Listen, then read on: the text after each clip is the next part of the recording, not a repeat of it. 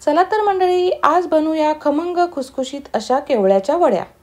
हा आहे केवळा, काही ठिकाणी कैला किंवा कवळाही म्हणतात. हा पावसाळ्यातच मिळतो आणि खास करून श्रावणातला सोमवारचा उपवास सोडायला आमच्याकडे हा कैला खाल्ला जातो. ह्याची आमटी, भाजी आणि भजीही करतात, पण आज मी तुम्हाला याची वडी बनवून दाखवणार आहे. त्याच्यासाठी पहिल्यांदा तर आपल्याला हा कैला जो आहे तो डुखून घ्यायचा आहे. तो स्वच्छ धुवून घ्यायचा आणि बारीक चिरून घ्यायचा.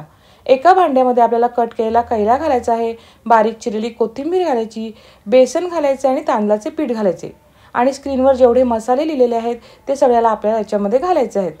आता थोडं थोडं पाणी घालून छान थिक असं बॅटर तयार करून घ्यायचं आहे. प्लेटला आपल्याला तेल लावून घ्यायचं आहे, त्याच्यावर हे बॅटर टाकायचं आहे, एकसारखं करून घ्यायचं आहे. वरून आपल्याला तीळ टाकायचं आहेत. आता स्टीमर इथं गरम झालेलं आहे, याच्यामध्ये आपल्याला ही प्लेट ठेवायची आहे. झाकण देऊन ठेवायचं आहे. 10 ते 12 मिनटं छान अशी स्टीम द्यायची आणि आपल्याला झाकण काढायचे आहे. तुम्ही बघू शकता मस्त अशा आपल्या ह्या वड्या तयार झालेल्या आहेत. आता हे आपल्याला तळून घ्यायचे आहेत. गॅसवर ठेवायचं आहे तवा, तव्यात टाकायचे तेल. तेल गरम झाले की एक एक वड्या आपल्याला तेलामध्ये सोडायच्या आहेत. आता या वड्या ऑलरेडी शिजलेल्याच आहेत, त्याच्यामुळे आपल्याला फक्त त्या खरपूस अशा तळून घ्यायच्या आहेत. एका साईडनं 1.5 मिनटं छान अशा खरपूस तळून घ्यायच्या, नंतर त्या फ्लिप करायच्या. दुसऱ्या साईडने 1.5 ते 2 मिनटं छान खरपूस तळून घ्यायच्या. तर अशा आपल्या ह्या केवळ्याच्या वड्या तयार आहेत.